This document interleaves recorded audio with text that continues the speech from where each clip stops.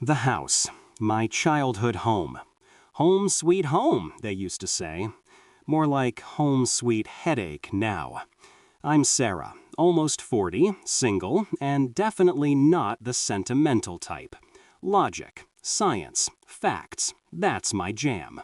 Ghosts, fairy tales, superstitions, just old wives' tales for people who can't handle reality.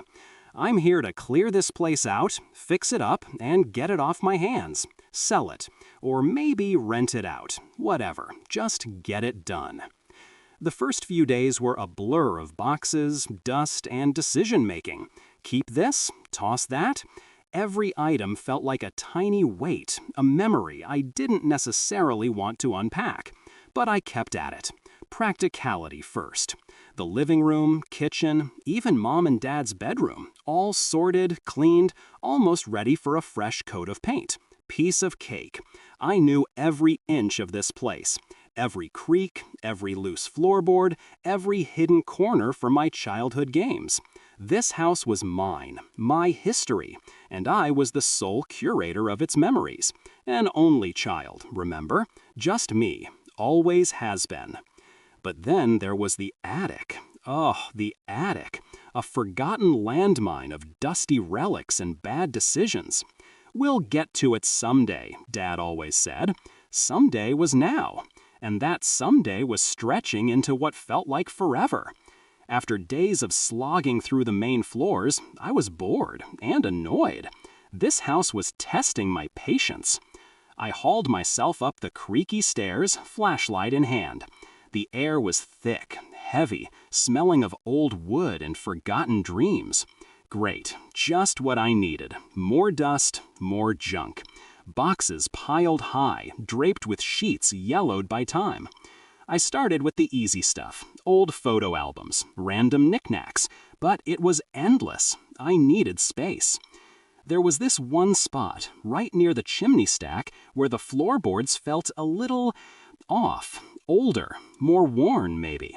I nudged one with my foot. It groaned. Typical, I muttered. This whole house was basically falling apart. To get to some boxes, I needed to shift a heavy chest. It was jammed. I pushed, I pulled, grunting with effort. The chest scraped loudly against the floor, and then a soft crack. Not the chest, the floor. One of the old dark oak planks, right next to where the chest had come loose. It looked rotted around the edges. I kneeled down, pushing at it with my fingers. It lifted, surprisingly easily. Beneath it, not a void, but another plank. This one looked newer, or at least less decayed. It wasn't part of the main flooring. What the hell? I grabbed the edge of it, pulling gently. It gave way, revealing a small, dark, rectangular space underneath. Curiosity, or maybe just sheer frustration at this old house, got the better of me. I shined my flashlight into the gap. It wasn't just a space, it was a cover, a lid almost. Tucked into the wall paneling, perfectly flush, almost invisible if you didn't know it was there. Like some secret compartment. It took me a good 5 minutes to find the latch, a tiny, rusted metal hook hidden deep in the shadows. My fingers were grimy, my patience was thin. Seriously? What is this, some kind of treasure hunt? I mumbled, pulling the latch. With a soft, almost soundless click, the wooden panel swung inward, revealing a gap barely wide enough for me to squeeze through. It wasn't a wall panel, it was a door. A small, low door, completely hidden behind the main floorboards. It was so perfectly integrated, blending into the wood-paneled wall of the attic itself, that I had never, ever noticed it. Not as a kid, not even after living here for 18 years. My jaw felt a little slack. No way, I breathed. Absolutely no way. How could I not have known about this? I knew this house. Every single creak, every loose hinge. This was impossible. I pushed the door fully open, wincing as a cloud of ancient dust puffed out, making me cough. It smelled of stale air, old wood, and something faintly sweet, like forgotten talcum powder. As the door swung open, a cold gust, sharp and sudden, slapped my face. It was the middle of summer, scorching hot outside, and there wasn't a window in sight, in the cramped attic, let alone in the room beyond. My skin prickled, a shiver tracing its way down my spine. I wrapped my arms around myself, rubbing my bare forearms. Must be some kind of air pocket, I muttered, shaking my head. Stale air from being shut up for decades. Nothing special. My logical brain worked overtime, explaining away the immediate chill. I stepped through the small doorway, crouching low. The flashlight beam cut through the gloom. It was a room, a tiny room, covered in a thick, even layer of dust, almost like snow, but not a single piece of furniture was out of place. Everything was neat, too neat for a forgotten attic room.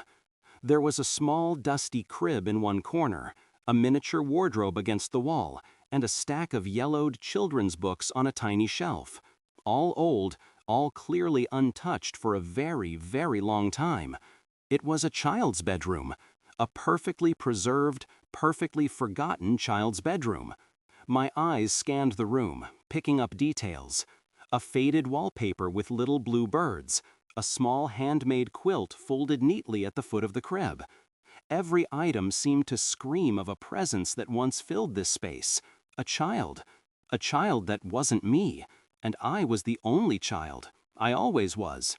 This was a little weird. Okay, so maybe Mom and Dad used this as storage for some distant cousin's old baby stuff? I tried to rationalize, but it felt hollow, even to me. Why hide it so completely? Then I saw it. In the center of the room, almost perfectly positioned under where the attic skylight would have been, if there had been one, stood an old, worn wooden rocking horse.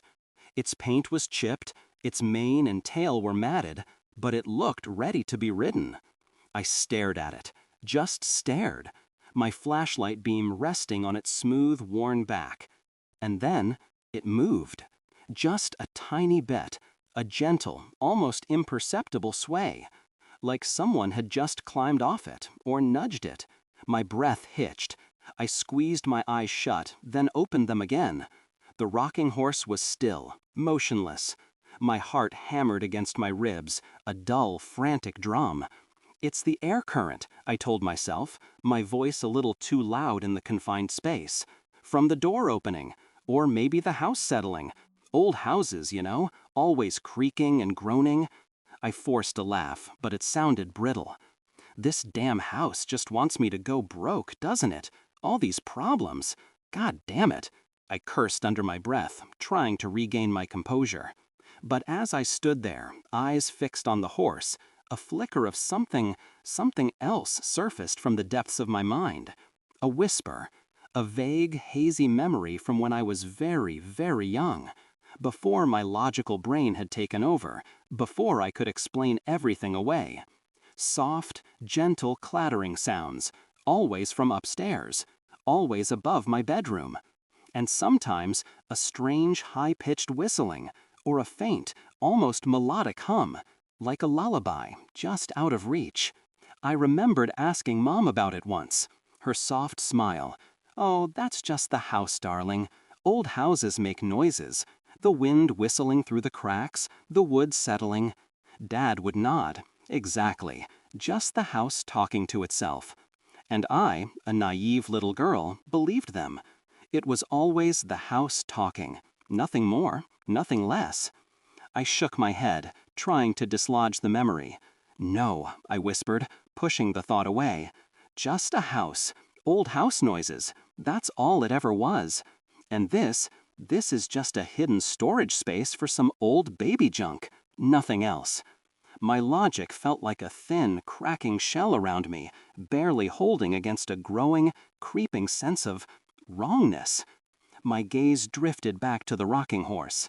It was absolutely still now, but I couldn't shake the image of its gentle sway, a movement that seemed to echo a forgotten presence, a soft clatter that was never just the house. Okay, so the attic room, the one I never knew about. A baby room, full of super old, dusty baby stuff. Crib, tiny wardrobe, little books, all neatly tucked away behind a secret door my parents apparently forgot to mention. Yeah, forgot. Right. My logical brain, the one that usually runs the show, was doing overtime trying to file this under weird family quirk. Maybe some distant cousin, like I told myself. Or maybe Mom had a really, really intense hobby collecting antique baby stuff and just stashed it, secretly, for decades. Look, I'm trying here, okay? My gut was doing a weird little twist, but I pushed it down. This was just another part of the house, another messy corner I needed to sort out so I could sell this damn thing. The faster I got it done, the faster I could get back to my actual life, far away from all this dust and whatever this was. So I started cleaning, or trying to. It felt heavy, every item loaded with silence. I picked up a small, wooden music box from the top of the miniature wardrobe. It was covered in a thick layer of dust, the paint chipped, but I could make out a tiny angel girl carved on the lid. Pretty creepy, actually. I brushed it off, thinking, who keeps a music box like this? I gave it a little shake. Nothing, just a rattle of old springs. I put it down on the floor, near the door, out of the way. As I moved around, wrestling with another dusty box of what looked like old baby blankets, I started hearing it again, that faint, soft clattering. Not like metal, more like wood or plastic tapping together. My childhood memory of house noises suddenly had a soundtrack. It wasn't just a hum or a whistle anymore. This was specific. Like two small blocks, or a tiny toy car bumping against something. It was coming from somewhere above me, or maybe in the walls. I stopped, head cocked. The clattering stopped too. I waited. Nothing. My shoulders slumped. Sarah, you're hearing things. Too much dust, not enough sleep, I told myself. Then I glanced at the rocking horse again, the one that had swayed before. It was still, perfectly still. I had my back to it for a solid 15 minutes, wrestling with a particularly stubborn trunk. When I finally turned back, wiping sweat from my forehead with the back of my hand, the horse was swaying, just a little. A gentle, rhythmic motion. Forward, back, like someone had just climbed off it, or, more unsettlingly, like someone was still on it. My breath caught in my throat. My heart gave a hard thump against my ribs. No way, I whispered.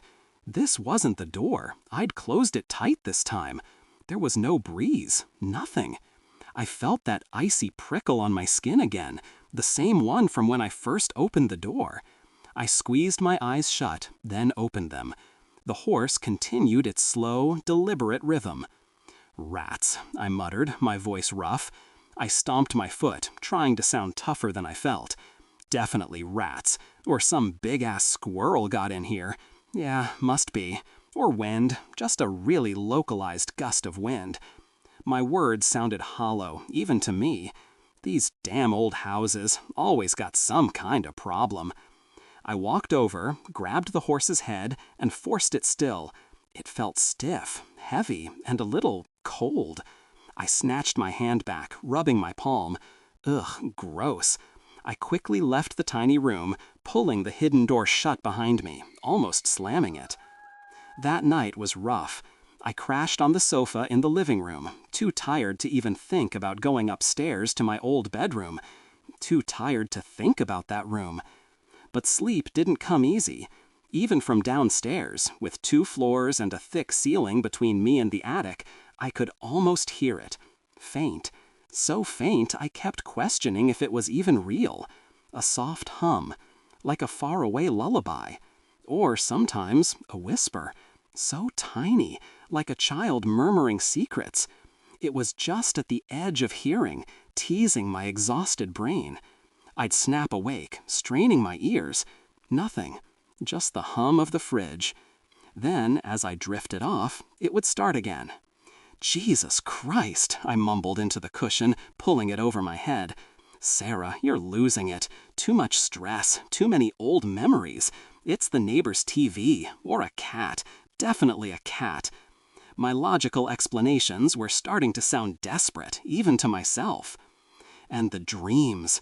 The dreams started getting wild. Not nightmares, not exactly. More like replays. I kept dreaming of that tiny room, always shrouded in a weird milky haze. And there was a child, a small figure, always playing, rocking on the horse, sitting by the crib, but I never saw its face. Never. It was always turned away, or obscured by shadows, or just blurry. And when I woke up, usually with a gasp, my chest felt heavy, like a piece of me had been yanked out and left in that hazy dream room. A strange, gaping emptiness in my head. A few days later, I went back up to tackle the room properly. I forced myself to be methodical, no more dilly-dallying. I grabbed an old box from the wardrobe, the one with the broken handle.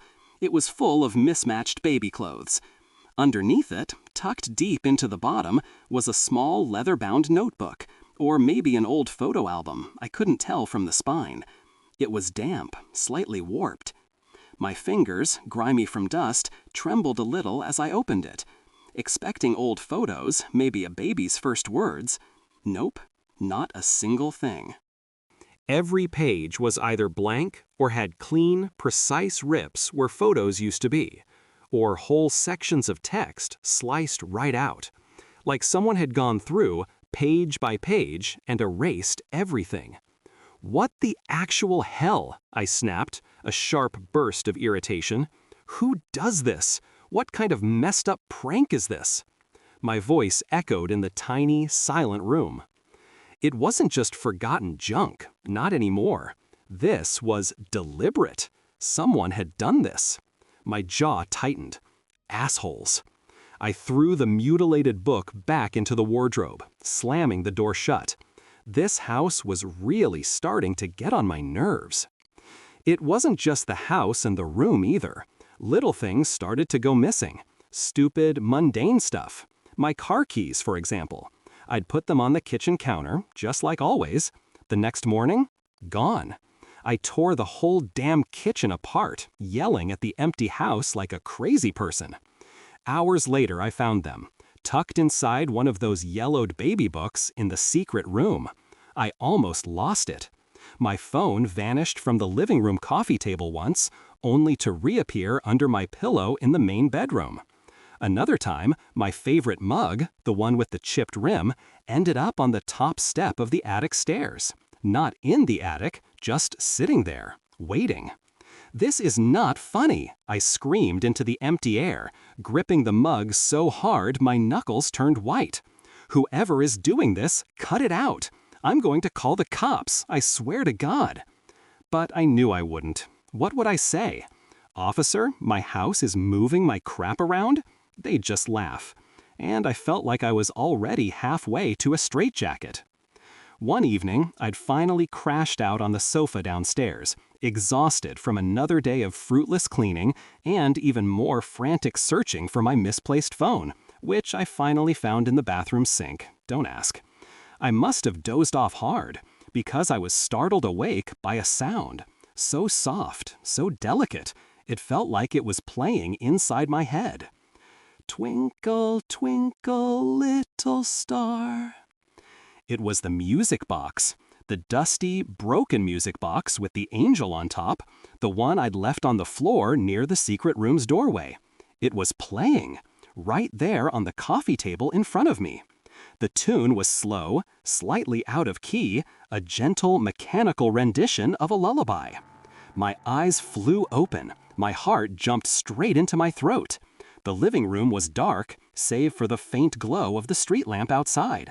My skin crawled. I sat bolt upright, grabbing the nearest thing, a throw pillow, and clutching it to my chest. I fumbled for my phone, turned on the flashlight. The beam cut through the gloom, landing squarely on the music box. It was still playing. Twinkle, twinkle. I stared at it. No way, I breathed, my voice barely a whisper. This thing was old, broken, and there was no one else in the house. No one. I clicked on the main living room light. The overhead bulb flooded the room. And, just like that, the music stopped. Silence. The music box sat there, innocent-looking, lid closed, on my coffee table. "Just a faulty spring," I stammered, my voice trembling a little. I walked over, picked it up. It felt heavy, cold. I gave it a sharp tap with my finger. Nothing, just a dead chunk of wood and metal. "See? Broken. Just broken," I tried to convince myself, but my hands were shaking. I put it down, a little too gently. A couple of days later, I was downstairs again, sorting through old photos in the living room. Sunlight streamed through the window, making the dust motes dance. I was almost feeling normal. Almost. Then a sudden, piercing, cold blast hit the back of my neck. So cold it felt like ice, deep into my bones. I gasped, dropping a photo. My head whipped around. Nothing. Just the empty hallway, the sunlight, the normal, ordinary house. But when my eyes landed back on the coffee table, where I'd left that damn music box, its lid was open. Just a crack, like a little mouth, slightly ajar. I felt a surge of pure, raw fury. "That's it!" I yelled, throwing the photo album onto the sofa. "This is bullshit!" I marched upstairs, a frantic energy coursing through me. I grabbed the secret door, pulling it open. The small room was just as I'd left it, still, dusty. But the air felt colder, sharper. "Fine," I screamed into the silence of the room. "You want to play games? We'll play games." I stomped out, grabbed a thick coil of old rope from a cleaning box, and tied the hidden door shut, tight, knot after knot after knot. Then I dragged the heaviest armchair I could find from the attic's main space and wedged it against the door, jamming it into place. "There, let's see you open that now," I muttered, panting, hands on my hips. I felt a grim satisfaction. Logical solution, problem solved. I went to bed that night, actually sleeping for once. The next morning, I woke up feeling surprisingly refreshed. And then I remembered. The door. I walked to the attic stairs, dread curling in my stomach. Just a quick peek, just to check. My eyes landed on the spot where I'd left the armchair. My jaw dropped. The armchair was still there, but it had shifted. Not a lot, but enough to create a small gap. And the rope? The knots were gone. Just a loose coil of rope lying on the floor, like it had never been tied. And the hidden wooden panel? It was slightly ajar, just a tiny, maddening crack. I stood there, staring. My breath left me in a slow, defeated sigh. "You have got to be kidding me," I whispered. My shoulders slumped. I could feel the familiar prickle of cold skin again, creeping up my arms. "It's the wind," I said, a little too loud. My voice sounded hollow, like an echo. "It's always the damn wind. This stupid, old, busted house. That's all it is." But even as I said it, the words felt like dust in my mouth. My logic was crumbling, piece by crumbling piece. And deep down, where the last shreds of my practical brain were clinging on, I knew, I just knew, it wasn't the wind. My logic, the one thing I'd always trusted, felt like it was doing a slow, painful faceplant. Every single weird thing that had happened since I got back to this old house, it was like my brain was trying to put a square peg in a round hole, over and over. Wind, rats, faulty wiring, old house noises. I'd run through the whole list, but each time the explanation sounded faker than the last. I was just tired, bone-deep tired. Sleep felt like a distant memory, replaced by the frantic hum of my own thoughts, dissecting every creak, every shadow. I needed answers, real answers, something I could actually hold on to, something that wasn't just "the house is old" anymore. The noises from that damn attic room, they weren't just faint hums anymore. Now I heard it clearly. Little kid sounds. A soft giggle sometimes. Or a tiny, almost a sob cry. Always late at night, after everything else in the neighborhood had gone quiet. I'd snap awake, heart hammering against my ribs, and just listen. It was coming from up there, no doubt about it. Not the TV next door, not a cat. This was little kid noise. And I swear to God, I wasn't making it up. Being in that room, the secret one, became a whole new level of creepy. I'd walk in, trying to be all tough, all I'm going to sort this out. But then I'd catch a flicker out of the corner of my eye, like a shadow, too quick, too small, just on the edge of my vision, gone before I could really focus. And the feeling, it was like someone was always standing right behind me. A cold breath on my neck, maybe. No, not a breath, more like the idea of a presence, like I wasn't alone. My skin would prickle, cold sweat forming on my back, tracing a path down my spine. I'd spin around, fast.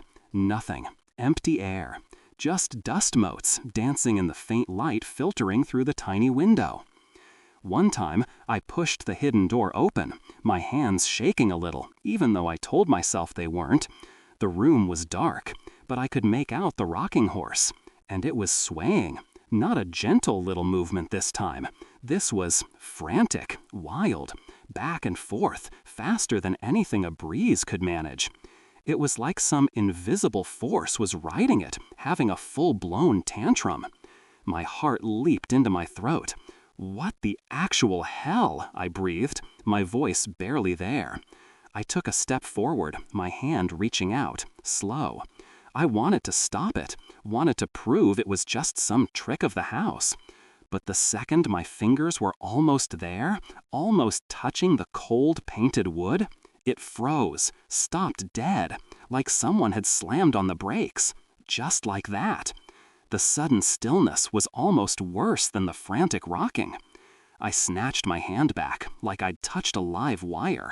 My pulse thumped a frantic beat against my temples. Jesus. The dreams kept coming, too, and they were getting clearer. Instead of that hazy, blurry kid, now I could see a little more. I was a child myself, playing in that room, and there was another child, a little girl. She had dark hair, just like mine, and she was laughing, a pure, happy sound. We were building a tower of blocks. She'd turn to me, her eyes bright, and say something. I couldn't quite catch the words, but the feeling was so strong, so real. Then she'd giggle and call me Big Sis. I woke up with a gasp every time. My chest felt tight, like a fist had squeezed my lungs. Big Sis? The words echoed in my head, but then, just like every other memory of that dream, it would just dissolve, like trying to hold smoke, gone, leaving behind a vast, hollow space in my mind. It didn't make sense. I was an only child, always had been. This house, it was messing with me, really messing with me. I tried to fight back with my old reliable logic. I grabbed my phone and snapped a bunch of pictures of the room. The crib, the wardrobe, the rocking horse, even that creepy music box. I figured maybe I could send them to some antique expert or a historian. Someone out there had to know about these things, about the history of the house, about whatever this was. Maybe it was some weird old custom, a forgotten wing, a secret storage for family heirlooms, anything but this. But the logical explanations were starting to wear thin. I needed to talk to someone real, someone who knew this house, knew my family, someone who could give me an explanation that didn't sound like I was losing my mind. That's why I went to Mrs. Henderson. She'd lived next door forever. She'd seen me grow up. She knew everything. She was practically family. I found her in her garden, humming to herself as she pruned her roses. She looked up, her face crinkling into a warm smile. "Sarah, darling, long time no see. How's that old house treating you?" I tried to keep my voice casual, tried to make it sound like just another conversation. "Oh, you know, just as charming as ever, Mrs. Henderson. I gave a nervous laugh. Actually, that's kind of why I came over. I found something really weird in the house, something I never knew existed. Her smile stayed, but her eyes, those kind blue eyes, seemed to sharpen just a fraction. Oh. I launched into it, talking fast, trying to frame it all rationally. Yeah, like there's this secret door in the attic, hidden behind a panel, and behind it there's this whole baby room. Crib, tiny clothes, everything, dust everywhere, like it's been there for decades. I tried to make a joke of it. I mean, I can't believe this house had a secret room, let alone a nursery, Mrs. Henderson. My parents must have been keeping it for some relative's kid who visited sometimes, just a really long time ago. I even told her about the rocking horse, how it moved on its own, how my keys kept ending up there. I said it was probably just old house quirks, trying to sound like I believed it. But the night before, oh man, that night was something else. I'd fallen asleep on the sofa downstairs, totally zonked, and then I shot awake. The clattering sound from the attic, it was louder than ever, not faint anymore. This was right there, right above me, like someone was throwing blocks around. And then, a quick, soft whoosh right past my ear. I felt it, a cold, definite touch on my hair, like a tiny hand had just brushed my scalp. Ice shot straight down my neck. I screamed, a short, sharp yelp that tore through the quiet house. My heart was going a mile a minute. My whole body was shaking. I leaped up, scrambling, running up the stairs. My legs felt like jelly, but I pushed them. I burst into the attic, didn't even slow down for the secret door. It was already open, just a little, a maddening crack. I ripped it wider. The little room was bathed in the faint moonlight from the tiny window. The rocking horse stood perfectly still. But the music box, the dusty, broken music box with the angel on top, it was sitting on the crib rail, and it was playing. A slow, haunting lullaby. Twinkle, twinkle, little star. I just stared at it. My vision swam. All the rational explanations, all the wind and rats and old house excuses, they just shattered. Gone. Enough, I yelled, my voice hoarse, raw. I swear to God, I was losing it. God damn it, just stop! Stop it! I screamed, feeling the edges of my sanity fraying like old rope. So when I told Mrs. Henderson about it all, I was still shaking inside, trying to hold it together, and she just kept smiling, her eyes fixed on mine. "Oh, darling," she said, her voice soft, gentle, like she was talking about the weather. "That's Lily's room, your little sister. You two used to play up there all the time, right up until she went missing." The world just stopped. My sister? Lily? The words hit me like a physical blow. Not a punch, but something colder, sharper, like a blade slicing through everything I thought I knew, everything I'd built my life on. My phone, still in my hand, slipped. It clattered to the ground. The screen spiderwebbed, shattered. I didn't even notice. All I could feel was this vast, cavernous void opening up in my head, swallowing every single memory. A sister? I stood there, frozen, trying to piece together fragments of a life that suddenly wasn't mine. My whole childhood, every single memory of being an only child, just crumbled, gone. If I had a sister, a little sister named Lily, how in God's name could I not remember? What happened to Lily? What could have possibly happened that my parents erased her completely from my mind, from our lives? And if those faint clattering sounds, if the rocking horse's sway, if the music box, if all of that wasn't the wind or my imagination, what the hell was it? That last question clawed at me. It coiled around my heart, squeezed the breath from my lungs. The terror was real now, not just a spooky house. This was everything. I stared at Mrs. Henderson. Her face was still calm, that kind smile still there. But her eyes, they held something ancient, something deep. like she'd been holding on to this secret, waiting for this exact moment for decades. A cold, piercing shiver snaked down my spine, chilling me to the bone. I slowly turned my head, my eyes drawn to my old house, standing there, silent and ominous. Up on the attic window, I swore I saw it, the hidden door. Just a sliver, barely open, and from deep inside, a tiny clatter, so soft, so faint, but clearer than I'd ever heard it before. Just a little tap, then another, and another.